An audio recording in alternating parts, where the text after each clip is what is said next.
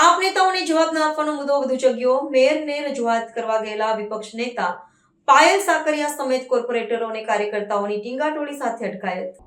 ગત સામાન્ય સભામાં વિપક્ષ આમ આદમી પાર્ટીના કોર્પોરેટરો દ્વારા પૂછવામાં આવેલા પ્રશ્નોના જવાબો આપવામાંથી છટકબારી કાઢી સાફ શબ્દોમાં ઘસીને મેયરે જવાબ આપવાની ના પાડી દીધી હોવાનો વિપક્ષ દ્વારા આક્ષેપ કરવામાં આવી રહ્યો છે. ત્યારે આજે આ મુદ્દે આમ આદમી પાર્ટીના કોર્પોરેટરો અને પદાધિકારીઓ મેયરને રજૂઆત કરવા અને સવાલોના જવાબો માંગવા ગયા હતા.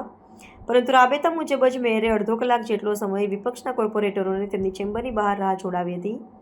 તે દરમિયાન આમ આદમી પાર્ટીના કોર્પોરેટરો અને કાર્યકરોએ રામધૂન બોલાવવાની શરૂઆત કરી હતી અને મેયરનો હુરિયો બોલાવ્યો હતો. પોલીસ સ્ટાફ પાલિકામાં આવી ગયો હતો અને અમાનવીય રીતે સૌ કોર્પોરેટરો અને પદાધિકારીઓને ઉચકીને લઈ જઈ ડિટેન કર્યા હતા.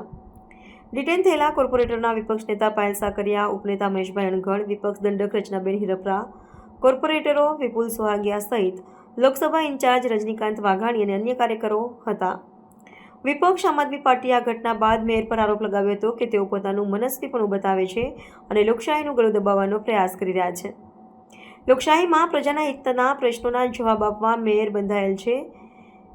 મેયર તેમાં પોતાના મનના કાયદા થોપે તે ચલાવી શકાય નહીં એમ નથી. સામાન્ય સભામાં કોર્પોરેટરો સવાલ પૂછવાનો પીએમસી એક્ટ મુજબ હક છે અને આ હક પર તરાપ મારીને લોકશાહી પર મેયર સીધો હુમલો કરી રહ્યા છે અને પોતાને કાયદાથી પણ ઉપર સમજી રહ્યા છે.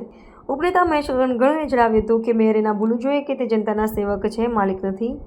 પાલિકા કોઈના બાપમાં દાદાની પેઢી નથી અને કાયદા મુજબ કામ નહીં થાય કે જો હુકમથી. આમ આદમી પાર્ટી સુરત લોકસભા ઇન્ચાર્જ રજનીકાંત વાઘાણીએ આ મુદ્દે જણાવ્યું હતું કે અમે વિપક્ષ આમ આદમી પાર્ટી મેયરની લોકશાહી પરના હુમલાનો સખત વિરોધ અને નિંદા કરીએ છીએ.